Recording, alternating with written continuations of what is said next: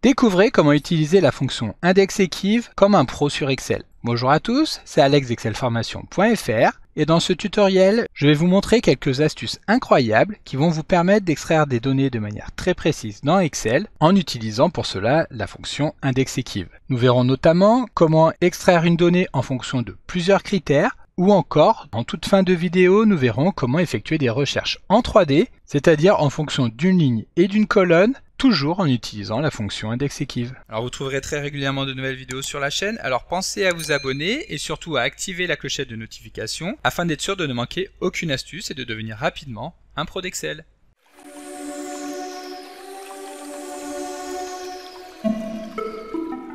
Comme d'habitude, si vous voulez être sûr de bien comprendre tout ce que nous allons voir dans le cadre de cette vidéo, vous pouvez télécharger le support de ce tutoriel ainsi que son corrigé en suivant le lien disponible dans la description de la vidéo, ce qui vous permettra de réaliser les opérations en même temps que moi pour bien comprendre tout ce que nous allons voir dans cette vidéo. Donc pour illustrer ce tutoriel, imaginons que nous gérions un petit magasin de livres et que nous souhaitions analyser les ventes de différents genres pour les différents mois de l'année. Voici donc un tableau de données que nous allons pouvoir utiliser, qui reprend donc le nom des livres que nous voulons analyser, le genre de ces derniers, le mois pour lesquels nous allons vouloir les analyser et le nombre de ventes réalisées au cours de ce mois. Et donc pour cela, nous allons utiliser la fonction index-equiv qui permet d'effectuer très rapidement des recherches au sein d'une base de données pour y extraire des informations en fonction d'un ou plusieurs critères comme nous allons le voir tout au long de ce tutoriel. Et donc pour commencer, voyons comment fonctionne la fonction index-equiv,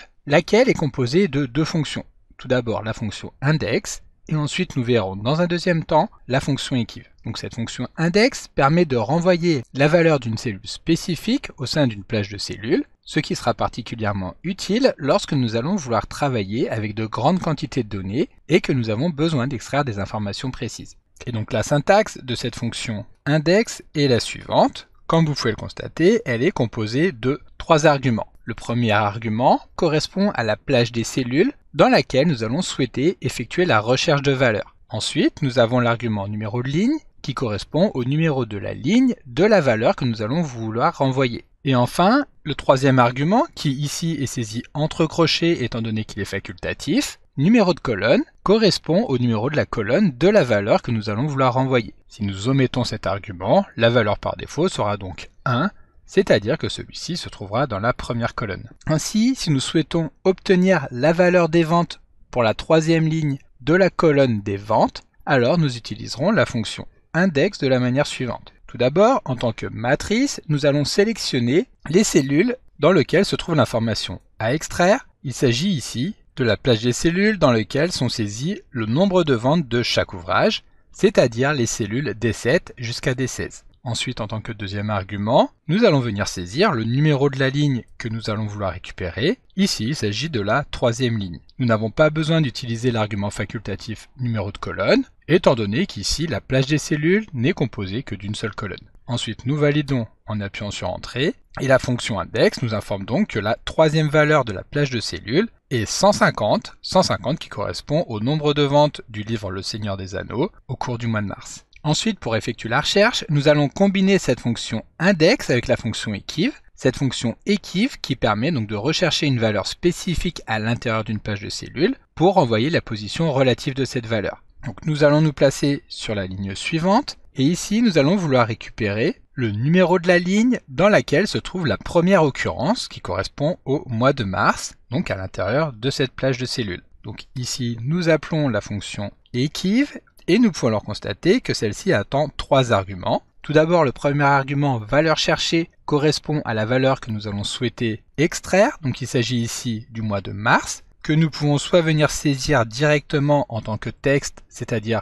entre guillemets, soit nous pouvons également venir sélectionner une cellule qui contient la valeur à extraire. Donc ici, nous cliquons sur la cellule H8 pour insérer automatiquement la valeur de cette cellule en tant que premier argument. Le deuxième argument, tableau recherche, correspond à la plage de cellules dans laquelle se trouve la valeur que nous allons vouloir rechercher. Ici, comme nous l'avons vu, il s'agit donc de récupérer la position du mois de mars à l'intérieur de notre liste de mois. Donc ici, nous sélectionnons les cellules C7 jusqu'à C16. Ensuite, le troisième argument, qui est encore une fois facultatif, permet de définir le type de correspondance que nous voulons mettre en place. Ici, il s'agit d'un argument très important, étant donné que celui-ci va nous permettre d'effectuer une recherche exacte de la valeur, donc ici qui correspond au mois de mars, et lorsque cette valeur n'est pas disponible dans la plage, alors la fonction nous renverra une erreur. C'est très important pour éviter d'avoir des valeurs qui seraient approximatives et donc des résultats qui pourraient être erronés. Voilà, donc une fois que nous avons saisi le 0, nous pouvons fermer la parenthèse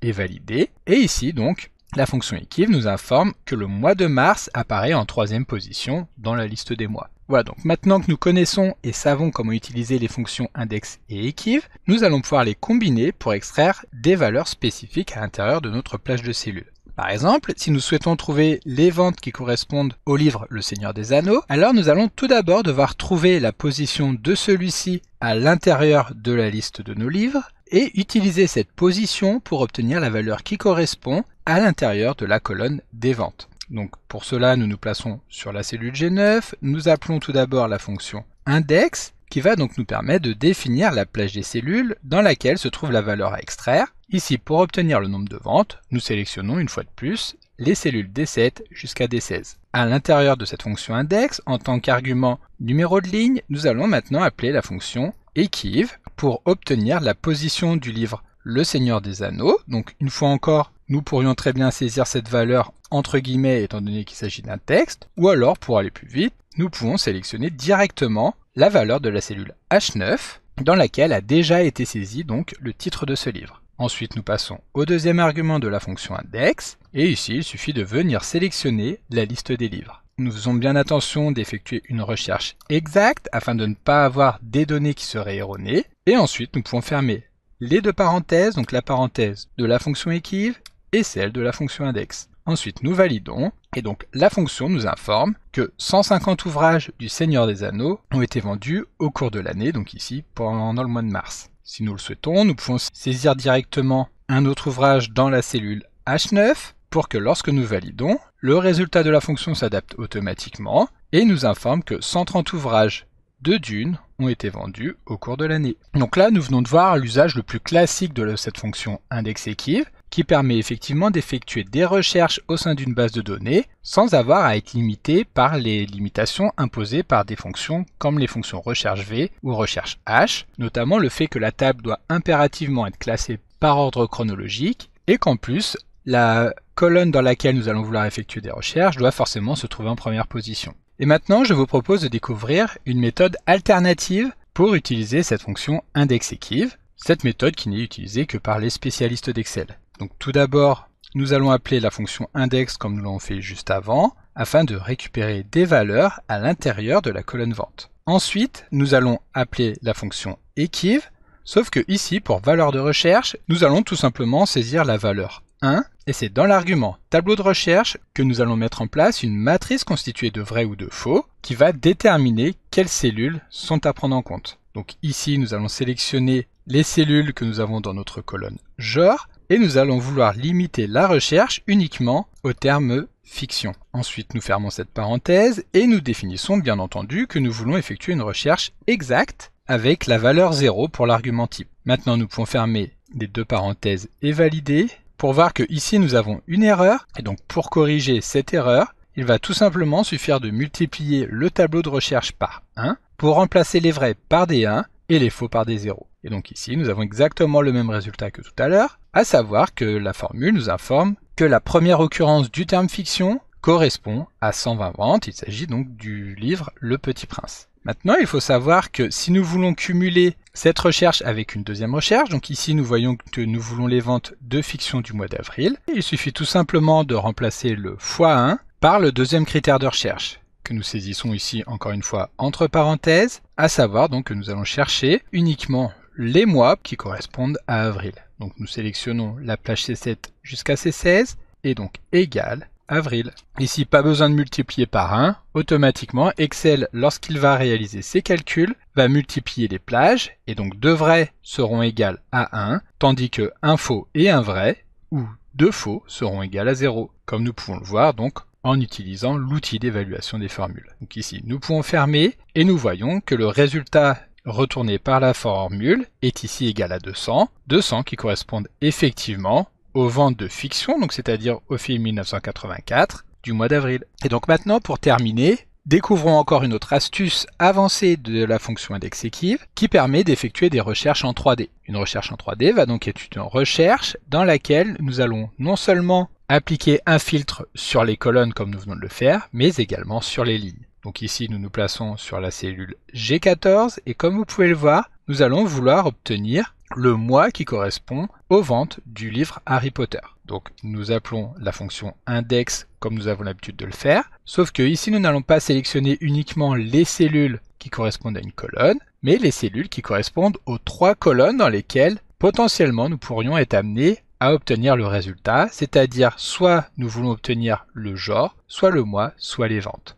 Ensuite, nous appelons la fonction equiv une première fois afin de déterminer la ligne dans laquelle se trouve la valeur à récupérer, donc comme nous avons l'habitude de le faire. Ici, nous allons rechercher le livre Harry Potter au sein de la liste des livres, c'est-à-dire les cellules A7 jusqu'à A16. Comme d'habitude, il est question ici d'effectuer une recherche exacte. Nous utilisons donc la valeur 0 pour le 3e argument. Et donc, c'est là que réside l'astuce. Nous allons maintenant pouvoir utiliser le 3e argument facultatif, numéro de colonne, afin de déterminer, encore une fois, ce numéro de colonne à partir de la fonction equiv. Ici, nous allons vouloir récupérer le mois à l'intérieur de la plage des cellules qui correspondent au titre de colonne, c'est-à-dire les cellules B6 à D6, genre, mois, vente. Nous effectuons une recherche exacte et ensuite nous pouvons fermer les 2 parenthèses. Donc nous voyons ici que le livre Harry Potter a été vendu au cours du mois d'avril, mais si nous le souhaitons, nous pouvons obtenir une autre information, par exemple le genre Harry Potter, c'est-à-dire ici la fantasy, ou alors le nombre de ventes réalisées, ici 300 ventes pour la ligne donc Harry Potter. Nous pouvons également sélectionner un autre ouvrage, par exemple La Peste, et donc 75 ventes correspondent à celui-ci. Et donc maintenant, la dernière astuce que nous allons voir va être d'utiliser des plages dynamiques à la place de venir sélectionner directement des références de plages de cellules, ce qui va permettre d'ajouter facilement des lignes à la suite de notre tableau qui seront prises en compte dans les calculs. Par exemple, ici, imaginons que nous ayons une nouvelle ligne qui correspond donc au Petit Prince, qui est donc du genre de la fiction, et cette ligne va correspondre aux ventes du mois de novembre, mois durant lequel nous aurons vendu 400 livres. Et donc si nous voulons connaître le nombre de ventes qui correspondent à la fiction du mois de novembre, en modifiant tout simplement ici la valeur que nous utilisons en tant que deuxième critère par novembre, nous allons être confrontés à une erreur de type NA, étant donné que si nous regardons la plage des cellules utilisée dans la formule, nous voyons que celle-ci s'arrête juste au-dessus. Pour contourner ce problème, c'est très simple. Il va tout simplement nous suffire de modifier le tableau afin d'en créer un tableau structuré. Donc pour cela, nous sélectionnons l'une des cellules de ce tableau, nous nous rendons dans le menu Insertion et nous cliquons sur Tableau. Ici, nous cochons bien l'option Mon tableau comporte des en-têtes et nous validons en appuyant sur OK. Maintenant, nous allons pouvoir modifier la plage des cellules utilisées. Ici, pour obtenir le nombre de ventes, nous n'allons pas saisir les coordonnées D7 jusqu'à D16, mais nous allons cliquer sur l'en-tête Vente afin de récupérer la colonne Vente du tableau 1. Pour obtenir le genre, c'est pareil, nous supprimons la référence B7 jusqu'à B16 et nous cliquons donc sur l'en-tête genre. Et pour finir, donc nous allons effectuer la même opération pour obtenir la liste des mois. Maintenant, nous validons en appuyant sur Entrée et le Petit Prince est bien pris en compte. Si nous ajoutons une nouvelle ligne, donc par exemple d'une 2 qui serait donc un livre de fiction vendu au cours du mois de décembre, et ici nous aurons vendu 200 ouvrages, il va maintenant nous suffire de modifier la formule que nous avons dans la cellule G10 afin de récupérer uniquement les ventes de fiction du mois de décembre. Ensuite, nous validons et le résultat est bien pris en compte dans la formule. La plage de cellules est maintenant dynamique. Donc comme d'habitude, vous pouvez télécharger le support de secours en suivant le lien que vous trouverez dans la description de la vidéo. Si la vidéo vous a plu, n'oubliez pas de la liker et de la partager à vos collègues et amis sur l'ensemble de vos réseaux sociaux. Et vous pouvez également me laisser vos impressions dans l'espace des commentaires. Je lirai chacun d'entre eux et y répondrai avec plaisir. Évidemment, si ce n'est pas encore fait, abonnez-vous à la chaîne pour ne manquer aucune astuce. C'est également très important pour m'aider à gagner en visibilité afin de pouvoir développer la chaîne et continuer de vous proposer des tas de nouvelles vidéos. Merci d'avoir suivi cette vidéo et à très bientôt pour un prochain tuto.